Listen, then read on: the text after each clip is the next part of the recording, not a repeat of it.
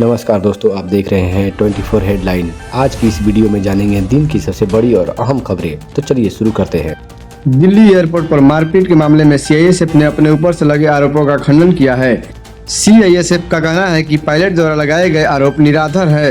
वही आरोपी पायलट ने भी पलटवार करते हुए सीआईएसएफ पर गलत आरोप लगाने का दावा किया है, जिससे मामले में नया मोड़ ले लिया है। उधमपुर जिले के मजलादा में आतंकवादियों की मौजूदगी की सूचना के बाद सुरक्षा बलों ने तलाशी अभियान शुरू कर दिया है। बताया जा रहा है कि आतंकी चौरे मोटू गांव में एक घर से भोजन लेने के बाद जंगल की ओर भाग गए। 15 दिसंबर को सुवन गांव में मुठभेड़ में एक पुलिसकर्मी शहीद हो गया था। आरएसएस प्रमुख मोहन भागवत ने बांग्लादेश में अल्पसंख्यक हिंदुओं पर हो रहे अत्याचारों पर चिंता व्यक्त की है। उन्होंने कहा है कि वहां हिंदुओं को एकजुट होने की आवश्यकता है।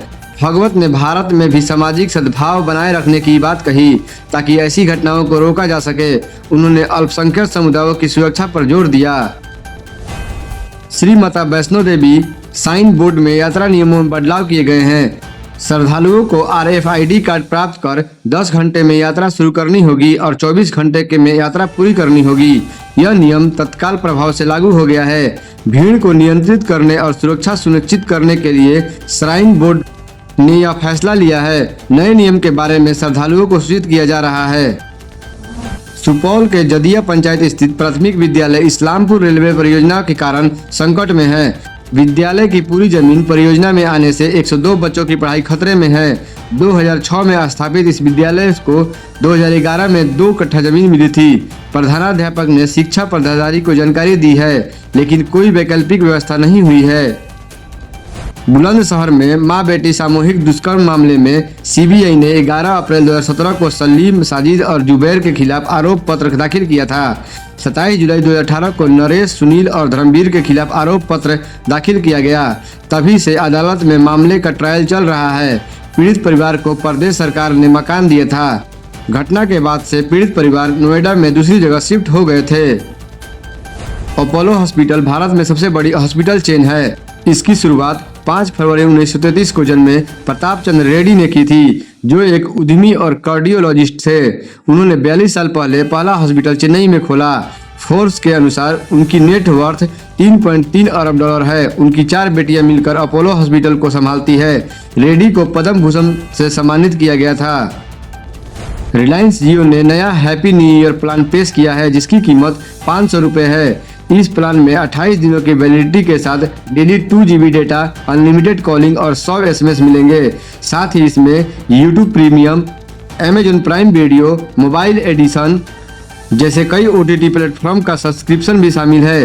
ग्राहकों को गूगल जिमनी प्रो का सब्सक्रिप्शन और जियो इकोसिस्टम के बेनिफिट्स भी मिलेंगे। उत्तर प्रदेश के गोंडा में शाम होते ही मिट्टी का अवैध खनन शुरू हो जाता है। एक ऑडियो वायरल हो रहा है, जिसमें पुलिस को पैसे देकर माइनिंग करने का आरोप लगाया जा रहा है। इस घटना से क्षेत्र में भ्रष्टाचार और अवैध गतिविधियों को लेकर चिंता बढ़ गई है। कपिल शर्मा शो के सीजन 4 में पहले गेस्ट के रूप में कोई और नहीं बल्कि प्रियंका चोपड़ा आई है। शो में प्रियंका ने निक जोन्स के साथ एक रोमांटिक करवा चौथ की मेमोरी शेयर की। लातेहार के बालूमाथ क्षेत्र में डेब्यू गांव के विकास कुमार यादव, जो एक ऑटो चालक के बेटे हैं, भारतीय वायुसेना में चयनित हुए हैं। उन्होंने हजारीबाग के नेशनल पब्लिक स्कूल से मैट्रिक और इंटर साइंस कॉलेज से इंटरमीडिएट की पढ़ाई की। वर्तमान में वह संत कोलंबस कॉलेज हजारीबाग में स्नातक कर रहे हैं। प्रधानमंत्री मोदी ने असम में फर्टिलाइजर प्लांट की भूमि पूजन किया, जिससे नॉर्थ ईस्ट इंडिया के विकास को गति मिलेगी। यह प्लांट औद्योगिक प्रगति का नया अध्याय है और क्षेत्र में उर्वरक उत्पादन को बढ़ावा देगा। इस परियोजना से स्थानीय अर्थव्यवस्था को मजबूती मिलेगी और रोजगार के अवसर बढ़ेंगे। यह कदम नॉर्थ ईस्ट के विकास के लिए महत्वपूर्ण है। गुजरात के बड़ोदरा में एक नाबालिग लड़की ने अपने प्रेमी के साथ मिलकर अपने माता पिता की हत्या करवा दी। पिता द्वारा प्रेम प्रसंग का विरोध करने पर लड़की ने माता पिता को बेहोशी की दवा खिलाई और फिर प्रेमी को बुलाकर पिता की हत्या करवा दी। पुलिस ने मामला दर्ज कर जांच शुरू कर दी है।